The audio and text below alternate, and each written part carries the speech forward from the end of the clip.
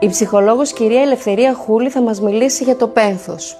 Μια βαθιά ανθρώπινη εμπειρία και τους τρόπους με τους οποίους μπορούμε να τη διαχειριστούμε με φροντίδα και κατανόηση.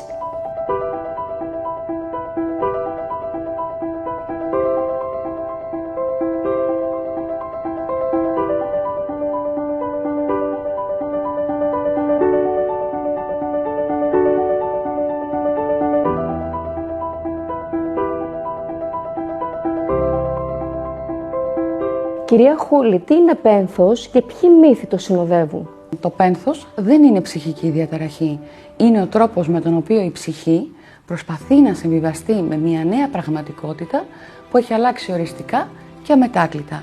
Αποτελεί μια διαδικασία που χρειάζεται χώρο, χρόνο και αποδοχή για να μπορέσει το άτομο να επεξεργαστεί αυτή την απώλεια. Στην ψυχολογία διακρίνουμε το πένθος που αφορά στην εσωτερική εμπειρία της απώλειας από το θρήνο, δηλαδή την εξωτερική έκφρασή της.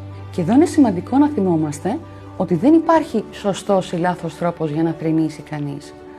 Το πένθος είναι μια βαθιά προσωπική υπόθεση.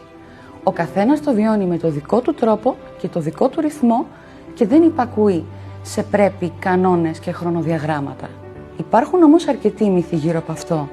Ένας από τους πιο διαδεδομένους είναι ότι πρέπει να περάσουμε από συγκεκριμένα στάδια πένθους για να ξεπεράσουμε την απώλεια. Η αλήθεια είναι ότι η απώλεια δεν ξεπερνιέται ποτέ. Απλώς μαθαίνουμε να ζούμε με αυτήν. Και φυσικά δεν υπάρχει μια τυπική πορεία, καθότι δεν υπάρχει και καμία τυπική απώλεια.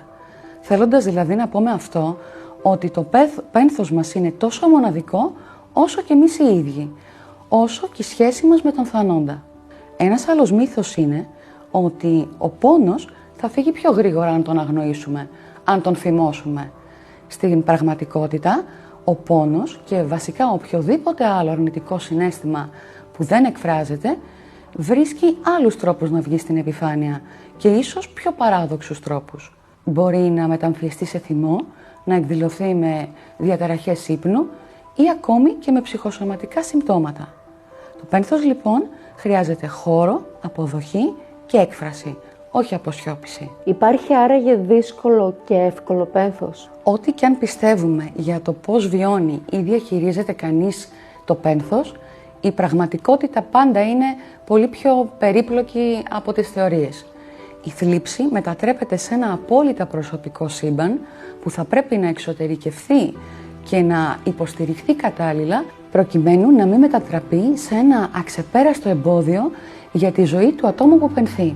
Αν και η συμφιλίωση με την απώλεια λοιπόν δεν είναι ποτέ εύκολη υπόθεση, εντούτοις οι περισσότεροι άνθρωποι με τον καιρό καταφέρνουν να προσαρμοστούν στη νέα πραγματικότητα, να σταθούν ξανά στα πόδια τους και να προχωρήσουν.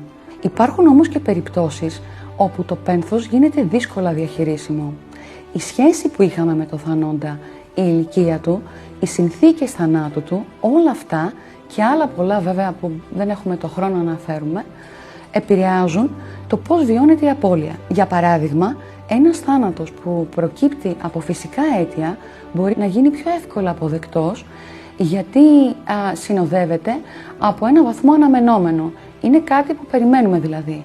Αντίθετα, ο ευνίδιος θάνατος προκαλεί φόβο και δέος. Μας φέρνει αντιμέτωπους με τη θνητότητα της ύπαρξής μας, γεγονός που μπορεί να τον καθιστά πιο δύσκολα αποδεκτό. Σε τέτοιες περιπτώσεις, η θλίψη μπορεί να μην υποχωρεί και να εντείνεται με το πέρασμα του χρόνου. Ο πενθών μπορεί να μένει εγκλωβισμένος στο χθες, αδυνατώντας να αποδεχτεί το θάνατο του αγαπημένου του προσώπου. Μπορεί να αποσύρεται κοινωνικά, να απομονώνεται συναισθηματικά ή ακόμη και να δυσκολεύεται να επιστρέψει στην καθημερινότητά του. Τότε μιλάμε για παρατεταμένο πένθος. Δεν πρόκειται ακριβώς για ψυχική διαταραχή, αλλά σίγουρα είναι μια κατάσταση που απαιτεί φροντίδα και ψυχολογική υποστήριξη. Σε αντίθεση με την κατάθλιψη, όπου η θλίψη αγγίζει κάθε πτυχή της ζωής του ατόμου, στο παρατεταμένο πένθος η θλίψη έχει πρόσωπο, έχει ιστορία. Και η ψυχοθεραπεία μπορεί να γίνει ένας ασφαλής χώρος όπου αυτός ο πόνος, αυτή η θλίψη βρίσκει φωνή ώστε να βοηθήσει το άτομο να προχωρήσει χωρίς ενοχή, χωρίς να νιώθει ότι προδίδει εκείνον που έχασε. Κυρία Χούλη, πώς μπορούμε να σταθούμε σε κάποιον που πενθεί? Η αλήθεια είναι ότι το πένθος δεν χρειάζεται πάντα λόγια. Χρειάζεται παρουσία. Να είμαστε εκεί όχι για να παρηγορήσουμε, αλλά για να συνοδεύσουμε. Όχι για να μιλήσουμε, αλλά για να ακούσουμε. Μερικές φορές το πιο πολύτιμο, το πιο θεραπευτικό μάλλον πράγμα που μπορούμε να προσφέρουμε είναι η σιωπηλή παρουσία μας. Ένα βλέμμα, ένα άγγιγμα, μία φράση «Είμαι εδώ για σένα». Καλό είναι να αποφεύγουμε τα κλισέ του τύπου «Πρέπει να φανείς δυνατός» ή «Ο χρόνος τα γιατρεύει όλα». Η αλήθεια είναι ότι ο χρόνος από μόνος του δεν θεραπεύει. Αυτό που θεραπεύει είναι η σύνδεση, η αποδοχή, η ασφάλεια που μπορεί να προσφέρει η παρουσία μας. Το άτομο που πενθεί χρειάζεται χώρο για να θυμηθεί, να σωπάσει, να πονέσει, χωρίς να νιώθει ότι πρέπει να σταθεί όρθιο για τους άλλους. Και ίσως αυτό είναι το πιο πολύτιμο δώρο που μπορούμε να του προσφέρουμε.